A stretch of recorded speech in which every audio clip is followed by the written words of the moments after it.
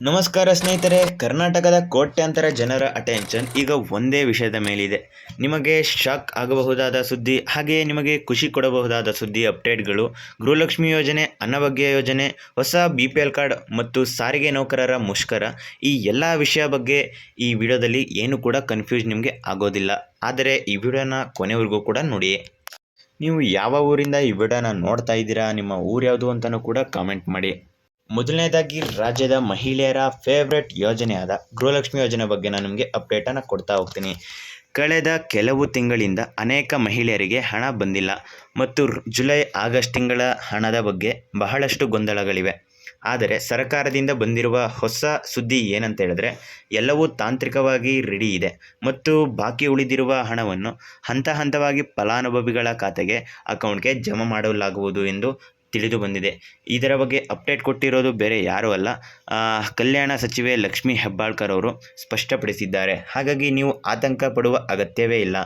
ಅಲ್ಲದೆ ಇನ್ನೊಂದು big update ಏನಂದರೆ, ಮಹಿಳೆಯರನ್ನು ಇನ್ನಷ್ಟು ಆರ್ಥಿಕವಾಗಿ ಸಬಲೀಕರಣಗೊಳಿಸಲು ಒಂದು ಹೊಸ ಯೋಜನೆಯನ್ನು ತಂದಿದೆ. ಅದೇನೇ ಸ್ತ್ರೀ ಶಕ್ತಿ ಸ್ವಸಹಾಯ ಸಂಘ ಅಂತ ಹೇಳಿ. ಇದರಿಂದ ಮಹಿಳೆಯರು ಸ್ವಂತ ಉದ್ಯಮಗಳನ್ನು ಆರಂಭಿಸಲು ಬ್ಯಾಂಕುಗಳಿಂದ ಸಾಲ ಪಡೆಯಲು ಕೂಡ ಇದು ತುಂಬಾ ಹೆಲ್ಪ್ ಆಗುತ್ತೆ. ಇದು ನಿಜಕ್ಕೂ ಮಹಿಳೆಯರಿಗೆ ದೊಡ್ಡ ಮಟ್ಟದ ಬೂಸ್ಟ್ ಕೊಡಲಿದೆ. ಇನ್ನು ಅನ್ನಭಾಗ್ಯ ಯೋಜನೆ ಮತ್ತು BPL ಕಾರ್ಡ್ ಬಗ್ಗೆ ಮಾತಾಡೋಣ. ಇಲ್ಲಿ ಒಂದು ಪ್ರಮುಖ ಬದಲಾವಣೆ ಆಗಿದೆ. ಅಕ್ಕಿಯ ಬದಲಾಗಿ ಹಣ ನೀಡುವ ವ್ಯವಸ್ಥೆಯನ್ನು ನಿಲ್ಲಿಸಿ ಸರ್ಕಾರ ಮತ್ತೆ 10 kg ಅಕ್ಕಿ ಉಚಿತವಾಗಿ ವಿತರಣೆಯನ್ನು ಆರಂಭಿಸಿದೆ. ನೀವು ನಿಮ್ಮ ಹತ್ತಿರದ ನ್ಯಾಯಬೆಲೆ ಅಂಗಡಿಗೆ ಹೋಗಿ ಅಕ್ಕಿ ಪಡೆಯಬಹುದಾಗಿದೆ. ಒಂದು ವೇಳೆ ಅಕ್ಕಿ ಸಿಗದೇ ಇದ್ದರೆ ಅಥವಾ ಇನ್ನೂ ಸಿಕ್ಕಿಲ್ಲ ಅಂದರೆ ನೀವು ಸ್ವಲ್ಪ ಕಾಯಬೇಕಾಗುವುದು. ಮತ್ತು ರಾಜ್ಯ ಸರ್ಕಾರ ಲಕ್ಷಾಂತರ ಜನರ ದೈನಂದಿನ ಜೀವನಕ್ಕೆ ತೊಂದರೆ ಆಗಿರುವ ಮತ್ತೊಂದು ಮುಖ್ಯ ವಿಷಯ ಅಂತಲೇ ಹೇಳ್ಬೋದು, ಸಾರಿಗೆ ಮುಷ್ಕರ. ವೇತನ ಹೆಚ್ಚಳ, ಬಾಕಿ ಪಾವತಿ, ಶಕ್ತಿ ಯೋಜನೆಗಳಿಗೆ ಬಾಕಿ ಇರುವ ಹಣ ಬಿಡುಗಡೆ ಮಾಡುವಂತೆ ಮುಂತಾದ ಬೇಡಿಕೆಗಳನ್ನು ಇಟ್ಟು KSRTC ಮತ್ತು BMTC ನೌಕರರು ಮುಷ್ಕರ ಮಾಡುತ್ತಿದ್ದಾರೆ. ಇದರಿಂದ ಇಡೀ ಕರ್ನಾಟಕಕ್ಕೆ, ಇಡೀ ರಾಜ್ಯದಲ್ಲಿ ಬಸ್ ಸೇವೆಗಳು ಸಂಪೂರ್ಣವಾಗಿ ಸ್ಥಗಿತಗೊಂಡಿದೆ.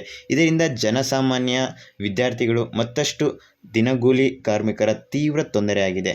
ಹೈಕೋರ್ಟ್ ಮಧ್ಯಪ್ರವೇಶ ಮಾಡಿದ್ದರೂ ಕೂಡ ಮುಷ್ಕರ ಮುಂದುವರಿದಿದೆ. ಈ ಸಮಯವನ್ನು ಶೀಘ್ರದಲ್ಲೇ ಬಗೆಹರಿಸಲು ಸರ್ಕಾರ ಪ್ರಯತ್ನಿಸುತ್ತಿದೆ. ಪ್ರಯಾಣಿಕರ ಅನುಕೂಲಕ್ಕಾಗಿ ಖಾಸಗಿ ವಾಹನಗಳಿಗೆ ಅನುಮತಿ ನೀಡುವ ಕುರಿತು ಚರ್ಚೆ ನಡೆಯುತ್ತಿದೆ. ಈ ಬಗ್ಗೆ ಯಾವುದೇ ಹೊಸ ಅಪ್ಡೇಟ್ ಬಂದರೆ ನಾನು ನಿಮ್ಮ ಮುಂದೆ ಖಂಡಿತ ತಿಳಿಸ್ತೇನೆ. ಹಾಗಾದರೆ ಸ್ನೇಹಿತರೆ, ಇವತ್ತಿನ ಈ ಎಲ್ಲ ಮಹತ್ವದ ಮಾಹಿತಿ ನಿಮಗೆ ಇಷ್ಟ ಆಗಿದೆ ಅಂತ ಅಂದ್ಕೊಳ್ತೀನಿ.